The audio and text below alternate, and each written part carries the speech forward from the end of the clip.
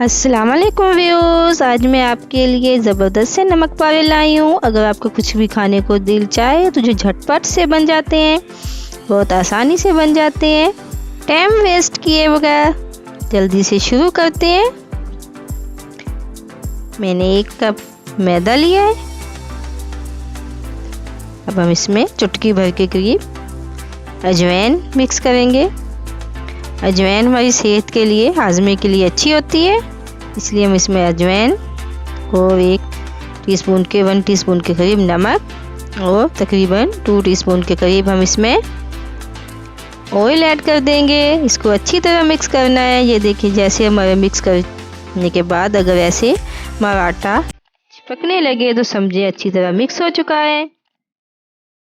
اس میں ہم زیادہ نہیں، تھوڑا سا کم پانی ڈال کے اس کی تھوڑی ہارڈ سی ڈو بنا لیں گے، کیونکہ نمک پاوے جب بھی بنائیں اس کے لیے ہمیشہ ڈو ہارڈ سی بنتی ہے۔ ہلکا سا آئل لگا کے اس کو ہم ریسٹ کریں گے۔ یہ دیکھیں، ماشاءاللہ زبردست سا ہمارا آٹا ریڈی ہو چکا ہے۔ اس کے 2 پیسز کر لیتے ہیں۔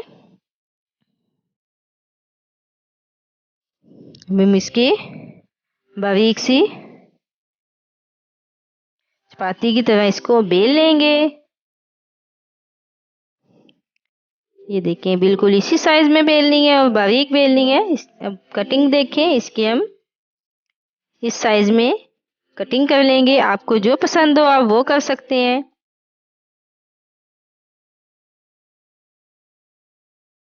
یہ دیکھیں، میں نے اس سائز میں اس کی کٹنگ کر لی ہے۔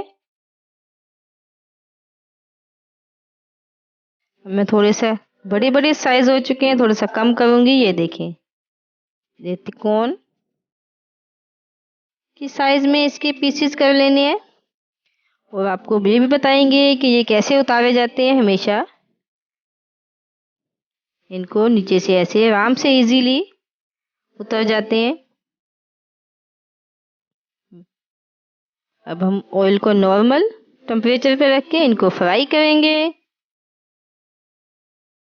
زیادہ نہیں جلانا ان کو، نارمل سے آئل میں ہم نے اس کو فرائی کرنا ہے۔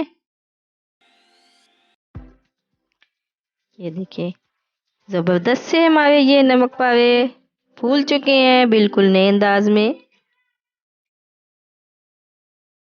ہم اسی کلر میں ان کو زیادہ ڈارک نہیں کرنا، اسی کلر میں ہم اس کو نکال لیں گے۔ آگے جو بچیں گے تھے وہ بھی ہم اس کو فرائی کر لیتے ہیں۔ جب بھی آپ کا کچھ اچھا کھانے کو موڈ ہو، جیسے دوپہر کے ٹائم کو، آپ اس کو ایزیلی جھٹپٹ بنا سکتے ہیں۔ یہ دیکھیں کتنے زبردست اور خستہ بنے ہیں، بالکل ہاتھ میں آپ نے دیکھیں کیسے خستہ بنے۔ یہ دیکھیں، آپ کیچپ کے ساتھ، آپ کو جو بھی پسند ہو، چائے کے ساتھ آپ اس کو کھا سکتے ہیں۔ بہت زبردست سے، ماشاءاللہ بہت ایزیلی آپ کی کچن میں اگر میدا ہے تو آپ اس کو جھٹپٹ بنائیں اور جھٹپٹ کھائیں۔